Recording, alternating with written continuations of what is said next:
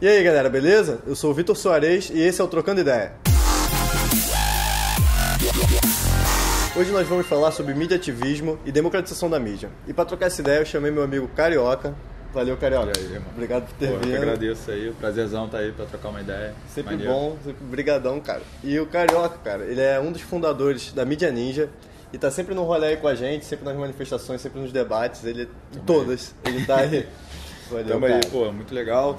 Tamo nessa, né, cara? A gente fala que tem que tá o tempo inteiro trocando o pneu com o carro andando, né? Então a gente vai pra tudo que é lugar, estamos fazendo de tudo um pouco, é tudo ao mesmo tempo agora.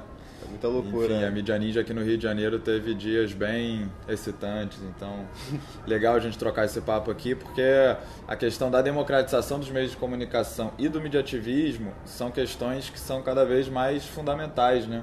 Com certeza. Para a democracia brasileira, para esse Estado de Direito, né? Que entende a comunicação não só como um acesso básico às informações, mas como também um direito humano, né? Das pessoas terem acesso à possibilidade de se expressar e de se identificar com outras culturas e tudo mais. Então, vamos que vamos, estamos aqui para bater um papo maneiro. Show de bola. É importante dizer aqui, eu gostaria de dizer que a Mídia Ninja foi um grande parceiro em vários projetos que eu já tive, né? E se não fosse, eu acho que essa experiência que eu tive com você com o Debate TV e com outras paradas, eu acho que não existiria isso aqui. É uma influência muito grande, sou muito grato aí com essa galera. Maneiríssimo, com certeza. Maneiríssimo. Pô, era muito doido aqueles programas lá no apartamento do Balmorra, que a gente fazia. Tava um galerão em volta. Pô, era muita gente, né, cara? Ali, transformava um estúdio, uma sala no estúdio. A gente sempre foi meio que fazendo isso, né, cara? Nessa onda de, tipo, correria, né? conseguir fazer o máximo possível com aquilo que se tem à mão, né? E conseguir transformar um cenário de escassez num cenário de potência. Então tu pode ficar assim meio bolado, porra, eu tô aqui, tem uma câmera só, um microfonezinho mais ou menos, pô, não dá pra fazer nada, pô, meu amigo que fez PUC, sei lá, etc, foi não sei pra onde, tem um puta estúdio, babá, e ficar nessa sofrência, ou ver que, meu irmão, com o celular você pode fazer a revolução, ir pra cima e conseguir dar furo nos grandes veículos, tá ligado? E tipo, o grande lance é o teu empenho, a sua dedicação e como tu aproveita os momentos, né, pra fazer aquilo que pode ter uma relevância no debate político nacional, né? Que foi o que a Mídia Ninja fez principalmente ali em junho. Sim. A gente teve muita visibilidade lá, mas que a gente já vinha fazendo há muito tempo, né? A própria experiência com transmissão ao vivo, ela já vinha de anos, 2010, 2011 que a gente começou a fazer esse formato, né?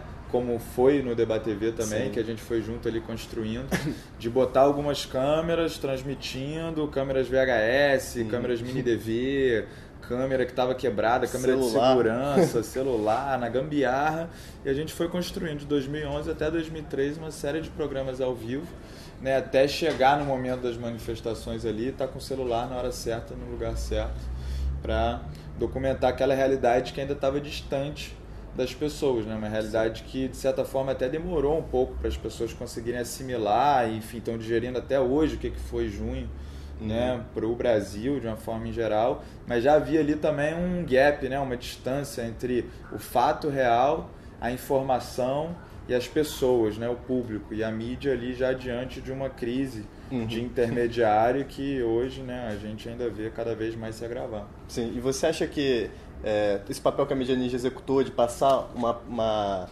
um ponto de vista mais realista, né? Porque vocês não tinham edição, então ali vocês mostravam quando tinha excesso policial, quando tinha excesso do jeito que era, né? Sem edição. Você acha que essa função que vocês tiveram influenciou na mídia de alguma forma, no sentido de pressionar ela a falar do Amarildo, pressionar ela a falar do abuso policial? A libertar o Bruno Teles, a infiltrar repórteres sem identificação também, fazendo transmissões via Skype, que eram os M2, né, que a gente brincava, que tinham os P2, que são os policiais infiltrados, e os M2, que eram os repórteres da Globo News, lá, que iam com um aparelho também, celular, geralmente uns moleques mais novos, tipo a gente, assim, 20 e poucos anos, sem crachá, sem nenhuma identificação, sem nenhum uniforme da Globo, e iam por ali transmitindo com o celular sem falar nada. O que é muito doido, assim, né, porque a gente, com esse lance da transmissão ao vivo, e da possibilidade de criar um link direto do que estava acontecendo com as pessoas que estavam acompanhando em casa, né, que podiam também participar e tudo mais, isso sem corte, sem um filtro, a não ser do nosso olhar e das nossas intenções ali, né, você coloca isso de um lado e do outro tu coloca o que é a cobertura da imprensa tradicional, né, dos veículos corporativos, que é um helicóptero de cima olhando a parada, fazendo imagem ali, e uma repórter no ar-condicionado de um estúdio falando o que é ou o que não é aquela manifestação. Então isso tem, né, uma distância muito grande da realidade em si, né? E a gente teve muita audiência, teve muita repercussão, e de certa forma conseguiu influenciar esse debate, muito porque as pessoas já estavam de saco cheio de ir para a rua, voltar para casa, ligar o Jornal Nacional e ficar vendo, falando que eram todos vândalos, que eram black blocs, que não tinham causas, que ninguém estava ali a não ser por vandalismo, etc e tal. E isso, meu irmão, na cabeça das pessoas foi dando um choque, até caírem umas fichas de que, tipo, cara, né, alguma coisa tá errada aí, né?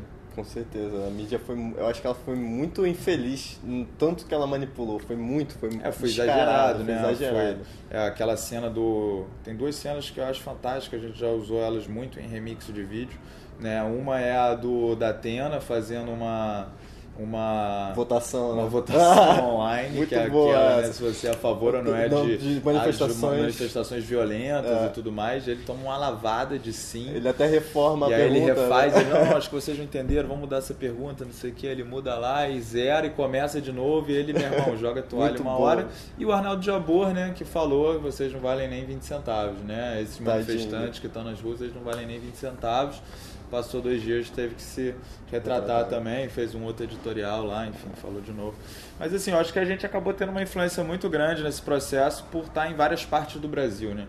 A Mídia Ninja, ela também é fruto de um processo em rede que começa dentro do Fora do Eixo, né? O Fora do Eixo como uma rede de cultura espalhada pelo Brasil inteiro, que vem do Brasil profundo, que entende que o interior é a matéria-prima do país e que foi fomentando coletivos de Cuiabá, Uberlândia, Rio Branco, São Carlos, Macapá, Belém, Sertãozinho, Rio do Sul, várias cidades no Brasil, né, a se conectarem e a divulgarem melhor, a conseguir criar um circuito de circulação de artistas e produtores, né, para dar visibilidade a uma produção cultural que, principalmente por conta da mídia hoje no Brasil, né, tem muita dificuldade de ter visibilidade e de disputar um imaginário do que é a cultura, o que é a identidade nacional. Então a gente foi, através da cultura, da música, do cinema, se conectando em rede desde 2005 para cá. Esse é um ano que Fora do Eixo faz 10 anos, né? E aí a Mídia Ninja, ela veio como uma experiência de comunicação no meio disso tudo, né? A gente foi aprendendo a transmitir o festival, a fazer a foto da banda, a escrever direito um release, a fazer assessoria de imprensa, a criar um processo colaborativo de design, até que em 2012 para 2013 a gente fala, isso tudo que a gente está fazendo, cara, pode ser canalizado não só para contar a história do Fora do Eixo, não só para falar das nossas ações, a gente pode contar as narrativas da sociedade, e aí que a gente se conecta a outros movimentos e a gente funda a Mídia Ninja, né, como as narrativas independentes de jornalismo e ação, já entendendo que o nosso papel ali era dar visibilidade a outros movimentos de moradia, movimentos de luta pelo campo, movimentos da cultura LGBT, da regulamentação das drogas, da comunicação, etc. E aí que a gente foi trabalhando nisso, e aí de repente, em 2013, junho, estouraram as manifestações.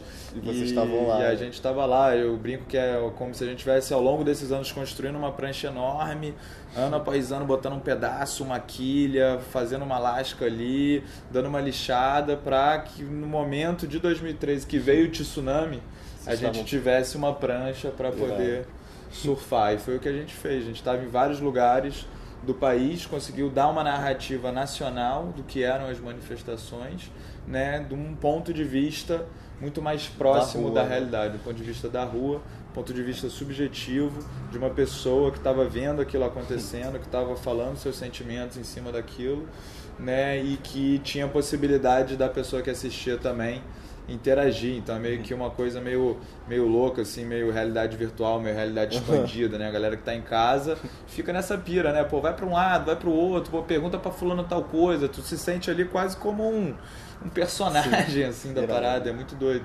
Né? E ao mesmo tempo que isso vai despertando para várias coisas que às vezes tu não viu, informações que estão por fora e que tu não teria acesso, e isso vai tendo uma mescla de realidade muito doida, assim. Então, é muito louco, assim. Eu fiz muitas transmissões aqui no Rio e em outras cidades também, e é sempre uma experiência diferente, assim. Cada manifestação cada manifestação é de um jeito, não tem muito improviso, né? Eu estava brincando antes do roteiro das perguntas, esse lance de improvisar, pô, eu até faço um levantamento, um banco assim, mas é uma parada que tu começa a conversar com o cara e vai, entendeu? Exatamente. Também não tem muito uma coisa assim que é você engravatado, tem que ser assim, como um repórter que chega e faz 3 perguntas pro cara todo duro e fala certinho e grava a cabeça e tem a luz estourando na cara do maluco, um monte de gente em volta, o cara fica meio aquado, chega do lado do maluco, porra, pega o celular, pô, e aí, pá, como é que tá? De onde que tu veio? Por que tu tá aqui? E vai desenrolando, assim. Bem mais orgânico, né? Tanto o surgimento de vocês já foi orgânico, né? E tal. E é legal também você falar um pouco do Fora do Eixo, é essa questão da pluralidade, da diversidade cultural. Sim. E que hoje é muito difícil, né? Pela mídia. A mídia, como ela é dominada por 7 famílias, sei lá, 11 famílias, algo assim, né, grandes famílias, então você não tem toda essa pluralidade brasileira, né? Você fica vendo lá a mesma novela, a mesma coisa e deixa a diversidade. Claro.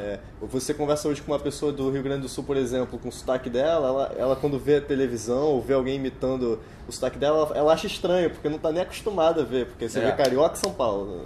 É muito doido, eu costumo falar isso sempre, assim, acho absurdo tu chegar em Manaus, por exemplo, ligar a televisão à tarde e ter que ficar vendo o trânsito da Marginal Tietê, entendeu? Tipo assim, meu irmão, pra quê? O que isso vai mudar na tua vida, entendeu? Tipo assim, tu saber que São Paulo tá com o trânsito bolado, vai influenciar em nada. Mas, porra, assim, o que tu precisa desse imediatismo, essa coisa?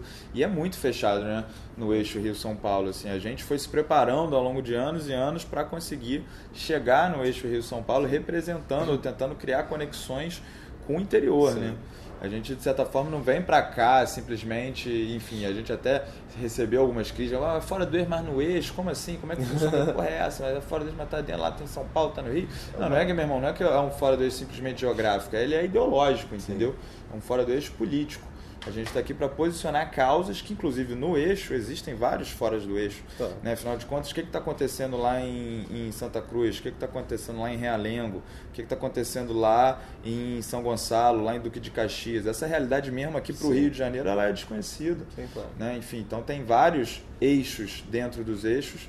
E para a gente, a possibilidade, né, de ter uma comunicação que ela é regionalizada, que ela possibilita que as culturas, né, territoriais se expressem, é muito importante, né? Porque é isso, a gente não tem a pluralidade da identidade cultural brasileira representada nos meios de comunicação. A nossa mídia ela é extremamente homofóbica, ela é extremamente racista, ela é extremamente machista, ela é extremamente branca, reacionária, da classe média.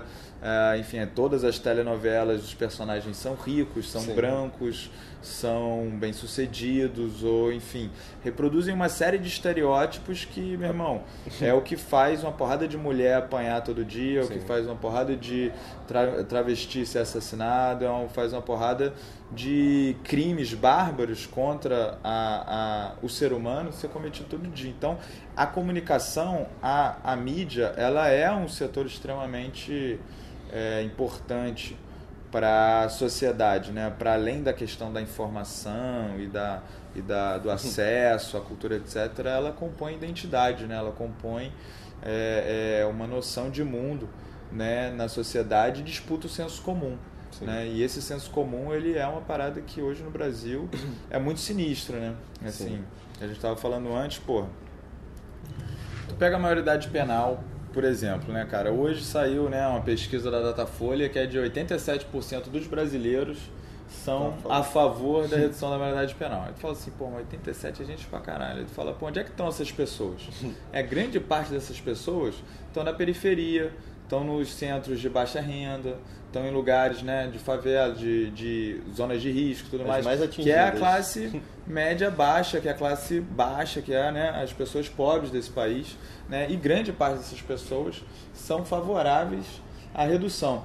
Né? E aí, por que são favoráveis à redução? Muitas vezes porque, meu irmão, não se fizeram a pergunta certa, ainda não conseguiram perceber do que se trata isso, ou mesmo não conseguiram dimensionar o todo dessa parada, né? Porque, assim, a Globo tem uma influência muito forte sobre isso e assumiu no seu editorial do jornal uma posição muito firme. A Veja, tudo bem que hoje quase mais ninguém lê a Veja, não sei para tirar onda, mas né? na internet ela aparece. Mas ela ainda tem uma certa influência, ali os seus colunistas, né, chegam a escrever o absurdo que é, né, o Rodrigo Constantino. Eu acho que às vezes aquilo ali é meio sensacionalista e tal, os caras estão tentando outros flancos também, porque a maior parte dessa galera eu acho que é só isso mesmo. Eu acho que já descambou para um outro lado, porque assim, o cara me coloca numa coluna que precisa de menos escolas e mais prisões. Quem hoje em sã consciência consegue falar qualquer coisa que comece com menos escolas?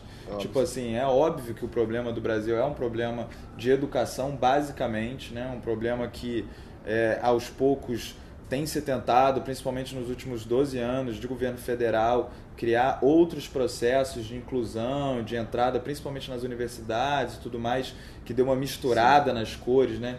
A universidade, mesmo a pública, é extremamente elitista também e era extremamente branca. Hoje em dia você já vê, ainda é muito, né? Ainda é muito, mas uma primeira experiência de mescla assim, de universos e de outras realidades. Mas pô, o problema central do Brasil, né, passa muito pela educação, né? E você vê um veículo como a Veja, né, criar uma matéria como essa na linha do que pensa o Rodrigo Constantino e assim chega a ser absurdo, né? E aí, pô, tem uns exemplos que eu costumo dar, assim, que sempre, né, nesse debate da redução da maioridade penal, e em debates polêmicos também, que são mais, né, do senso comum, pô, conversa com taxista, cara. Os taxistas, eles são, principalmente aqui no Rio de Janeiro, os caras que estão conversando com geral, estão trocando ideia, meu irmão, eles são meio que um ouvido da rua, assim, que eu acho muito doido. Esponja, né? Meio que uma esponja, o cara tá ouvindo e, meu irmão, repercute muito essa coisa do senso comum, assim, do que tá na cabeça do povo mesmo, assim. E, brother, a grande maioria deles também é a favor, contra a redução. Mas aí tu vai pra um papo, tu começa a desenrolar com o cara... Aí, pô, beleza, mas por que tu é contra a redução? Não, eu sou contra a redução porque eu acho que tem que ter punição para quem comete os atos infracionais, etc e tal. Eu, beleza, também sou, também acho que, né, quem comete crime tem que ter algum tipo de punição. Mas assim, vem cá, tu acha que essa punição, ela é o quê? Aí, não, tem que ser preso, tem que, tem prisão, cadeia, etc e tal. Eu falo, beleza, tá, tem que ir pra prisão. Mas assim, se for pra prisão, tu acha que realmente, depois que esse moleque, ele sair da prisão, ele vai ser um moleque que vai vai ser melhor inserido na sociedade? Se o moleque ele roubou, ele fez algum ato que, meu irmão, sei lá, tava vendendo droga ou roubou alguém, etc e tal. Depois que ele vai pra prisão, tu acha que ele vai fazer o que quando sair, meu irmão? Exatamente. Tu acha que ele vai o quê? Procurar um trabalho? Tu acha que ele vai conseguir um trabalho? Vai conseguir um trabalho mesmo? Preconceito pra caramba, né, que tem com quem saiu da cadeia, que já as prisões são as maiores universidades do crime, né, cara? Exatamente. Não adianta você, fingir que o problema não passa pela escola e dar uma outra universidade, que é a universidade do crime, para quem já essa questão sofre... da redução, né? Porque é uma galera que já, meu irmão, é uma molecada que já, na verdade, sofre punição de berço, né? Sim. Fala que o Brasil não pune, mas é mentira, pô. Quando o cara nasce, ele não tem acesso a um saneamento básico decente, ele não tem acesso à escola, ele não tem acesso a um hospital, a rua da casa dele não é pavimentada, a mãe e o pai têm que trabalhar fora o dia inteiro para bancar as dívidas, correr atrás, etc e tal, meu irmão. Que sociedade é essa que não pune? Já é essa molecada já tá, meu irmão, sendo punida de berço. Então, assim, muitas vezes isso, ao ser passado pelos grandes veículos, não faz com que as pessoas despertem um senso crítico. Compreendam todo o contexto. Quando tinha aquela coisa, né, do gigante acordou lá atrás, etc e tal, né, quando se pensa que a gente vive uma democracia que ela é muito jovem, que já tem cerca de 20 e poucos anos aí, né, da ditadura para cá, do final da ditadura para cá, tu olha para o modelo midiático nosso, para o modelo de comunicação, é um modelo que está basicamente idêntico ao que foi na época da ditadura. Até porque foi o Sarney que distribuiu a porra toda. São as mesmas famílias, são os mesmos modelos, são as mesmas hegemonias de televisão e são os mesmos preconceitos. Então existe uma distância. Né? Por mais que as pessoas elas tenham se politizado, cada vez mais tenham entendido que existe uma possibilidade de participação, né, na sociedade, principalmente através das redes e das conexões, da auto-organização de coletivos, etc., ainda existe um distanciamento crítico do pensamento político que é muito grande, né? As pessoas, né, principalmente os jovens que nasceram já nesse Estado democrático, né, tentam ligar que política é igual a governo, que governo é igual a PT e que corrupção foi criado pelos caras, entendeu? Então, sim, assim, não querendo passar pano pro PT, sim, mas sim, assim, é uma dificuldade muito grande de se aprofundar, sim, então fica esse discurso raso, de é mensaleiro, é petrolão, não sei o quê, quando na verdade existe uma gama, uma dimensão muito ampla do que é o fazer político, sim, hoje em dia no Brasil, né? E essa distância ela ainda é muito grande na sociedade. E eu entendo que a comunicação ela é um instrumento para aproximar essas pontas, né? E a gente, o que tenta fazer? Se conectar aos movimentos sociais, a quem é preto, pobre, que está, meu irmão, ferrado na periferia, quem é do interior, sem teto, sem casa, que, meu irmão, não tem o que comer, e a gente tentar mostrar essas realidades para sensibilizar um pouco mais as pessoas e perceber que o mundo vai muito além da Rede Globo, né? Sim. Você acredita em mídia imparcial? Você acha que existe isso? Nem aqui, nem na China, nem em lugar nenhum do mundo, né, cara? Esse é um tema muito bom de debater, porque a imparcialidade, ela de certa forma é um manto oculto que os grandes veículos, veículos corporativos, eles tentam se esconder, né? Porque, pô, tu pega assim, né, tanto a Folha como o Globo, os jornais impressos de uma maneira geral, as televisões e tudo mais, eles sempre vêm com esse discurso, que é um discurso que está muito presente nas universidades também, quando a gente vai conversar na PUC, universidades públicas também. A galera acredita muito nessa questão da imparcialidade. E é muito doido, né, porque, assim, você vê os próprios editoriais hoje em dia, eles começam já a deixar bem claro que isso é uma farsa, né? É impossível. Você vê o próprio Globo apoiando a redução da maioridade penal e assumindo uma posição. E eu, sinceramente, prefiro assim, acho mais justo e mais honesto, né? Porque essa questão da imparcialidade, às vezes as pessoas tentam ligar muito a imparcialidade ao profissionalismo, né? Sim. Como se o profissionalismo fosse você esconder a sua parcialidade, porque é impossível você produzir alguma coisa imparcial, né? Porque, assim, afinal de contas, toda produção de conteúdo, ela é uma produção de conteúdo que parte de alguém, que parte de alguma pessoa, de um ponto de vista, alguma hora que ela olhou, não, isso aqui é interessante, eu vou falar disso. E se ela quer falar disso, ela tem um motivo. Se ela tem um motivo, ela tem um discernimento e em cima disso ela assume uma posição. Se ela acha que, né, aquilo é melhor, é pior, é benéfico, não é. Então, quando você vai falar de uma manifestação, por que você está falando daquela manifestação? Porque você acha que é importante falar daquilo, ou então porque você acha que é um absurdo falar coisas daquele tipo. E você apresenta os pontos que você acha mais interessante, né? Claro. E essa questão da imparcialidade, ela é muito falsa, assim. Eu lembro de um debate que eu fiz com o Pedro Doria, em 2013 mesmo, se eu não me engano. Participou o Rafuco também, participou um blogueiro do IG, se eu não me engano, um outro jornalista.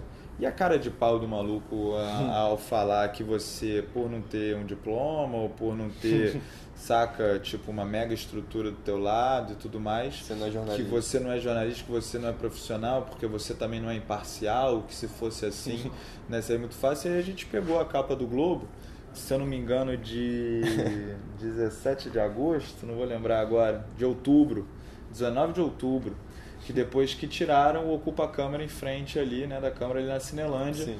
E aí a matéria era 70 vândalos vão para a prisão, etc. E os caras não tinham sido nem julgados, não tinham passado por instância nenhuma jurídica e o jornal já dava sentença.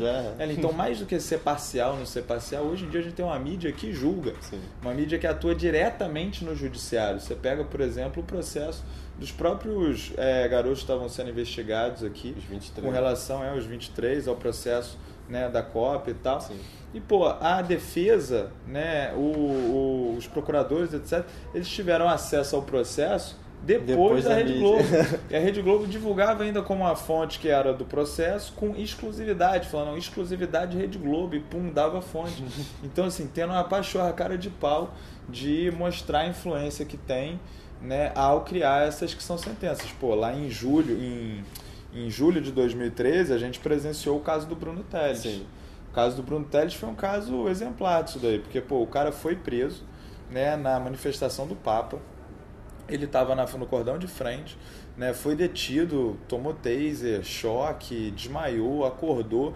Na hora que ele levanta, tem um repórter da Globo, o policial tá com ele no braço e fala: ó, foi ele que jogou o primeiro molotov. Isso quem fala é o policial que está conduzindo o Bruno Teles. Né? Isso vai direto pro jornal da noite da Globo, sai no G1 e, meu irmão, o moleque ele é tido como culpado por ter jogado aquele molotov. E aí, nesse dia, eu fui preso também. E aí fui parar lá na 9ª DP, a gente coincidentemente encontrou o Bruno Teles ali, fizemos um vídeo com ele. Nesse vídeo ele pede para que as pessoas mandem materiais que comprovem a inocência dele. A gente posta esse vídeo, mais de 500 e-mails chegam para a mídia ninja, que dão 360 da inocência do moleque, né? E esse vídeo consegue repercutir de uma tal maneira que consegue, inclusive, pautar o Jornal Nacional, que no outro dia dá o nosso vídeo com créditos da mídia ninja, né? E mostra que houve um erro e que ele, na verdade, não tinha nada a ver, não tinha nenhuma prova do tipo, e o caso é arquivado em menos de uma semana. Eu tava nesse dia aí, no dia que você foi preso também, no dia que o Bruno... Eu fiquei lá na frente, lá da delegacia, esperando liberarem vocês e tal. E isso me lembrou uma curiosidade minha. Quantas vezes você já foi preso em manifestações assim? Algumas vezes. Aqui no Rio eu fui preso pelo menos 4 vezes. Essa foi a primeira, né? Eu estava transmitindo ao vivo essa manifestação do Papa. Fui parar na 9ª DP. Essa foi a mais doida, né? Porque a galera viu a prisão acontecendo assim, fez um cordão de isolamento, não deixou o carro sair, aí o carro saiu, foi pra DP, a galera tava em volta, começou a gritar: ei, polícia, cadê a mídia ninja? Foi pra frente da 9ª DP também e ficava gritando lá do lado de fora: libera a mídia ninja, libera a mídia ninja. E os caras lá dentro, tipo assim, totalmente perdidos, os policiais, falando: pô, tive que apagar meu Facebook, vazaram os dados, todo mundo, que os anônimos tinham pego o frame dele, vazado, tá ligado? O Facebook era conta, era endereço da mulher, o cara era 4, cara, pô, muito puto. E aí a galera gritando lá de fora até que a gente saiu. Esse foi o primeiro caso. Depois eu fui preso no Arpoador, tava passeando com a minha mãe, tipo fevereiro de 2014, aí vi uma porrada de moleque tomando porrada de policial, tipo tinha uns 10 assim tomando porrada de uns 20 PM. Cheguei perto pra fazer foto, o maluco meteu a mão na minha câmera, falou que eu não podia fotografar, que não sei o que bababá. E aí apagou todo o material, me levou pra DP. E, enfim, depois eu consegui sair também, porque obviamente não tinha prova nenhuma que eu tinha feito nada. Depois foi no 20 de junho de 2014, completou um ano agora essa prisão, que talvez uma das mais insanas, cara. Eu tava lá na Candelária e aí os caras, nessa de ficar revistando todo mundo, o cara pegou minha mochila e eu tava com um notebook e uma fonte de notebook, um carregador. Ele pega o carregador e fala: isso aqui é um explosivo, tá preso. Caramba. E me leva à prisão, eu e mais uma mina que não tinha nada a ver. E eu fui transmitindo até lá, entrei na DP transmitindo ao vivo, porque assim, era absurdo, não tinha sentido nenhum aquilo. E depois soltou. E aí a última foi uma prisão extraordinária, que foi na final da Copa do Mundo. Sim. Uma prisão que foi feita na Praça Santos Penha. Afinal de contas, ali ficou uma galera sitiada por um cordão de isolamento da Polícia Militar que impedia as pessoas de andar pela praça, circular, de sair. E foi um dia insano, né? Um dia desse dia foi um abuso de insanidade, a gente brinca. De tanto que os caras batiam, tanto que os caras riam, de tanto sarcasmo que tinha. Que são um traço característico da Polícia do Rio de Janeiro, né? Esse dia da Copa também, o dia do Papa também foi um dia bem tenso também. Foi. A porradaria estampou lá, os caras passavam assim. Eu lembro da galera atrás da banca de jornal escondida e mesmo assim os caras metendo bala de borracha. Não, os caras estavam com sangue no olho, porque assim, a parada ela teve uma repercussão internacional, né? Então, sempre que, né, a coisa ela meio que perde o controle assim, pro lado dos caras fica mais feio. Na época o Serginho, né, deve ter sentido ali a pressão e falou pra gurizada sentar o sarrafo, e aí era PM andando em cima da garupa do carro, assim, passando e atirando a queima-roupa. Esse dia foi bem punk, né? Infelizmente, nenhuma exceção à regra, né? Como se tudo isso que a gente tá falando não fosse bizarro o suficiente, né? Qual foi a coisa mais bizarra que você viu assim nas manifestações? Você presenciou? Isso já é bem bizarro, cara. Ser preso por causa de um carregador, tomar tiro a troco de nada, ser preso 4 vezes, mas o que assim, é surreal? Você Tem alguma coisa você Cara, tem várias, né? Tem várias, mas uma que eu lembro assim foi de um gari que eu entrevistei na paralisação da greve de 2014, durante o carnaval, que foi uma greve que pra mim, naquele momento, ele foi bem simbólico, assim, aqui em toda a trajetória da mídia ninja no Rio, né? Porque, porra, tu pega os garis ganhavam menos de um salário mínimo, né? Na prática ali no contra-cheque. Porra, às vezes chegando no boleto assim, tipo 300, 400 reais com desconto. Exato. Tipo assim, absurdamente uma situação de extrema decadência, assim, né? E aí entrevistando um dos garis, assim, um senhorzinho que já tinha mais de 30 anos de conluve, etc e tal, né? Dentro da greve, obviamente, foi uma paralisação, todo mundo acompanhou, né? O Rio ficou extremamente sujo, extremamente, né? Aqueles lixos pela rua, assim, e tal, detonado. E o cara, ele, porra, pede desculpa pra população carioca. E aí, naquele momento ali, eu dei uma balançada, eu falei, cara, como é que pode? O cara, ele tá ganhando menos de 300 conto por mês, ele trabalha 30 anos na empresa. Eduardo Paes, ele tem ido pra televisão pra falar que a greve não é legítima, que é um motim, que tá tudo certo, que é uma violência aqui. A Rede Globo faz o seu papel quase que de assessoria de imprensa do prefeito, nesse sentido, né? E o cara ali tava preocupado com os cariocas, o gari, né? Tipo assim, tomando toda aquela pressão por fazer a greve, correndo o risco de ser demitido. Aliás, depois disso, vários garis foram demitidos que estavam na greve, né? E ele ainda assim preocupado em pedir desculpa pro morador do Rio de Janeiro porque tinha lixo na rua. E isso eu achei bem bizarro. Eu achei bem forte, bem simbólico, assim, de como que existe uma distância, né? entre esses seres humanos, né, e o trabalhador no ponto de vista, né, do poder público e das empresas aqui no Rio. Carioca, qual conselho você dá para essa molecada que tem um celular na mão, uma câmera ruinzinha lá, enfim, tem vontade de fazer a diferença, quer denunciar, quer promover algum debate? Qual conselho que você dá aí para essa galera? Cara, tem que ir para cima, tem que fazer, tem que pegar o que tem na mão mesmo e explorar, tá ligado? Fazer com que o máximo...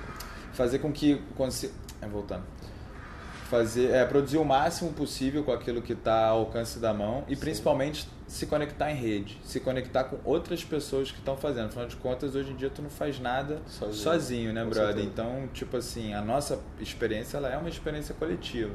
Não é porque era eu que estava lá transmitindo, sendo preso, que eu cheguei ali sozinho, da minha cabeça, iluminado, de repente, achei um lugar, não. A gente, inclusive trabalha o crédito coletivo justamente porque entende que desde o maluco que na casa coletiva, por exemplo, tá fazendo o traslado, preparando o rango, cuidando da casa, arrumando o som para mais tarde, carregando caixa, varrendo, etc.